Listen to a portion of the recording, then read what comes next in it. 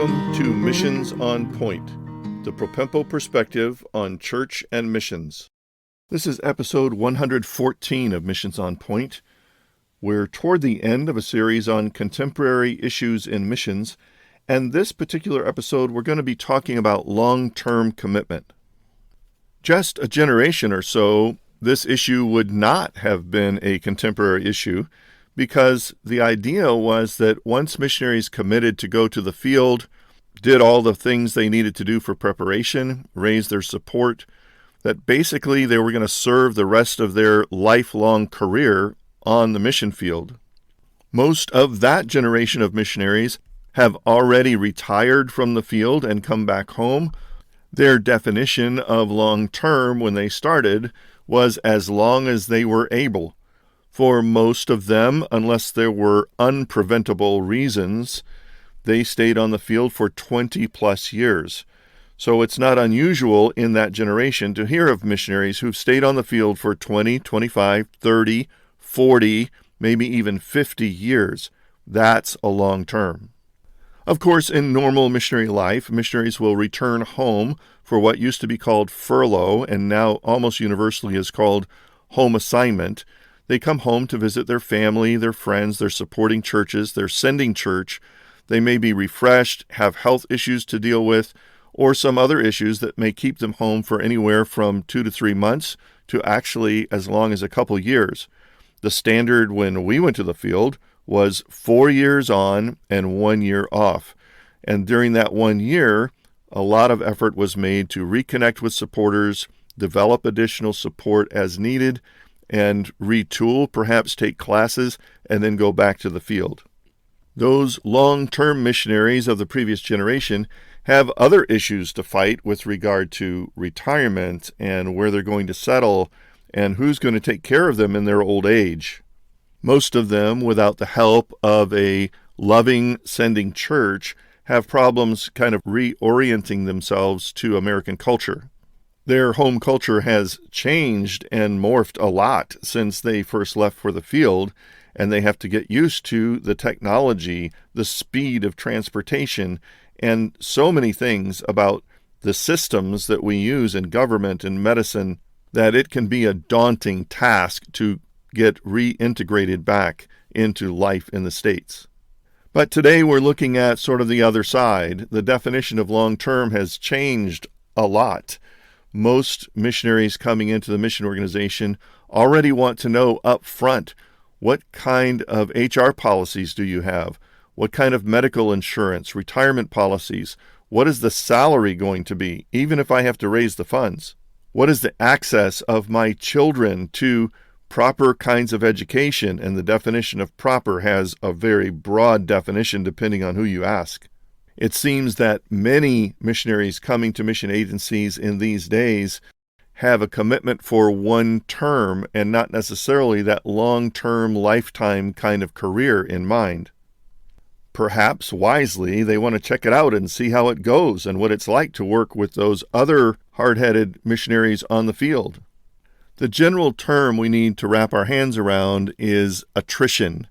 What is attrition? Attrition is missionaries leaving the field for whatever reason. Now, preventable attrition we're going to talk about, but every missionary may encounter unpreventable attrition. That is, out of the scope of their control, things happen which cause them to have to leave the field. It could be some very significant medical issue in their family. It could be perhaps a child that needs special care, special needs child. It could be that their parents back home need somebody to take care of them, and they're the only child or the responsible child to take care of elderly parents in those last declining years. It could be a failure of having enough support. It could be security and political conditions in the place where they are. There is a coup, there is an uprising, there is an antagonism against Christians that puts their life at risk. It could be something as simple and universal as a worldwide pandemic. The thing that is of most concern in this episode is the preventable attrition issues. This is a contemporary issue in missions. Number one, the missionary ought to be going with a long view in mind. Most of the unreached people groups in the world are people that are difficult to reach. That's why they're still unreached. Going to those places is going to require some stress, either in physical living conditions, geographically, politically, socially, amongst the people that they're working in. So the challenge in order to attain long-term commitment is to prepare well and mitigate against those stresses as much as reasonable. In places around the world where there is a dominant adversarial kind of religion against Christianity, missionaries tend to stay less than 5 years. In fact, 75% of missionaries that go out intending to have long-term career service in those places stay less than 5 years. Worldwide, the statistic is something like 1 in 8 missionaries leave the field for preventable reasons every 6 years or so. And if you multiply that out over time, that means that there's a very significant percentage of missionaries that are leaving the field well before they reach a status of becoming what we would call a career missionary on the field for long term. There are several really significant ramifications to a missionary who initially goes out thinking and telling everybody that they're going to stay long term in career service on the field and then coming back after just a handful or less of years. First of all, the church and supporters are disillusioned by that level of commitment. They may not understand all the things that went into the individual missionary's decision to leave the field. They may never really know and uncover that. But the second thing is that the missionary themselves are really disillusioned with whatever the whole process is. Realize they believed that they were going to the field for long term. They thought they were going to do it. They told everyone they were going to do it. And now they look like they're reneging on that kind of commitment. It devastates a person's self-image and self-worth. They don't know how to carry themselves. They don't know how to fit back in after they've left. They are in serious need of people around them to love them, accept them, pray for them, counsel them, help them over this speed bump in their life to get to the other side of being used of God in their passion and giftedness for the Lord's work, even overseas. Not that they necessarily will return overseas, but that they can be used in the process because of their experience to help others, maybe to make it even longer term. I say there's 2 major categories of reasons why missionaries have preventable attrition. That is, they leave the field for otherwise preventable reasons. And the first is unrealistic expectations. What do I mean by that? Well, proper preparation and even exposure to the kind of life that they're going to have on the field is very important. If they don't have the right kind of training, down to linguistic kind of training to learn the language better, the understanding of the circumstances of how they're going to live on the field, and the people they're going to relate to, joining a team that's like-minded and in unity together and supporting each other on the field. If they don't have realistic expectations about the ministry, the purposes, the environment, the relationships, then they're going to hit a brick wall, and that could do them in, and they will be returning short-term rather than long-term. So realistic expectations helps prevent the attrition of long-term commitment. It includes everything from being well-grounded in the sovereignty of God, in biblical truths and doctrinal truths, so that they can handle whatever comes to them on the field. Proper expectations is the first antidote to early attrition.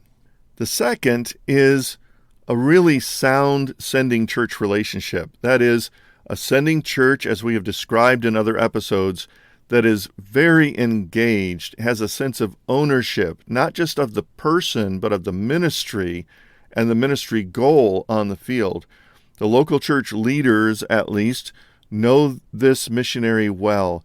They're able to put their hand around their shoulders and say, we're going to be with you through the tough times. They communicate frequently enough and well enough to know the missionary's heart and minister to them, even if the missionary is struggling in some area of sinful thoughts or behavior. They're able to enter in and encourage and help them get over that with the right kind of ministry to their heart. Another little piece of that intimate knowledge and relationship is that the church does not easily allow the missionary to talk themselves into leaving the field. So many missionaries who leave the field do so without even including their sending church. It's kind of embarrassing to do so. And then they return and they give whatever kinds of answers to the questions of why you left the field, which may or may not be the true underlying cause. The sending church missions leaders need to penetrate that early before it ever happens, so that as the missionary is considering or thinking about leaving the field, they're entering in and saying, no, it's okay. You don't need to leave the field. You need to adjust. You need different resources. You need a break. You need whatever, so that you can get through this period of doldrums or disappointment, discouragement, and get onto the other side of just faithfully doing the task that God's called you to do, and ultimately seeing God bring fruit in it. I remember a scene as a field leader when a particular younger missionary asked me to come over to his house, and he told me that he wanted to quit. He was informing his leader that he wanted to quit the field. I basically told him, thank you very much for telling me. It was wise and good of you to do so, but you have to take a number because there's too many people ahead of you that want to quit. You need to stick with it. Now, granted, my reply was a little bit facetious, but it was also true. Almost every missionary has moments when they feel like they want to quit. Things are not going the way they thought. It's harder than they thought. It's too long term. They're not seeing the fruit that they have. They maybe don't have harmony on the ministry team or the people they're working with, and they feel like it's a frustrating thing. They don't want to stick with it. They're ready to quit. It's a great thing for loving Christians to come alongside them and say, you know, that's not the solution either, because even if you were to quit, you take yourself back to wherever you're going, and you still have to deal with this stuff in yourself that maybe needs some adjustment. God may be using all of these things to refine you to be a more godly servant so that you can serve long term.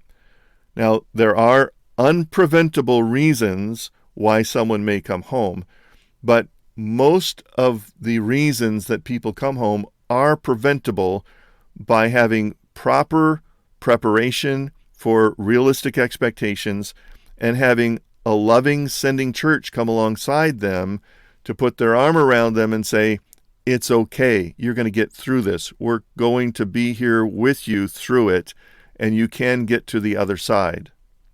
Marriages and families have special stress, added stress when they're on the mission field. It's just a stressful situation. It's natural that husband and wife would need some extra counsel and prayer with regard to their marriage relationship so they can sort things out and stay on the same team together through it as they shepherd their own family and kids through the stresses of living on the field. Certainly, they need to be encouraged with a sense of hope and confidence in the sovereignty of God in it all. God is still there. He hasn't changed. He can and will help them through, if it's His will, for them to stay on the field long term. Even if they don't stay for a long term, say 20, 25 years, God is still sovereign and in control, and even in those details, He's going to use them and has a plan for using them for His glory.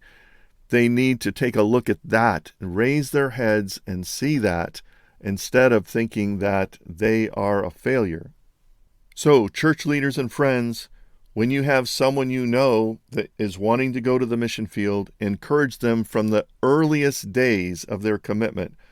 to be long-term committed to the job on the field. Help prepare them, encourage them, love them in such a way that they are confident that they, along with you and God's help, are going to make it long-term on the field for His glory. Thanks for joining us today on Missions on Point, the Propempo perspective on church and missions. I trust that you'll find more help and resources on the website propempo.com. Please prayerfully consider supporting this ministry. Now to God be glory in the church and in Christ Jesus forever and ever. Amen.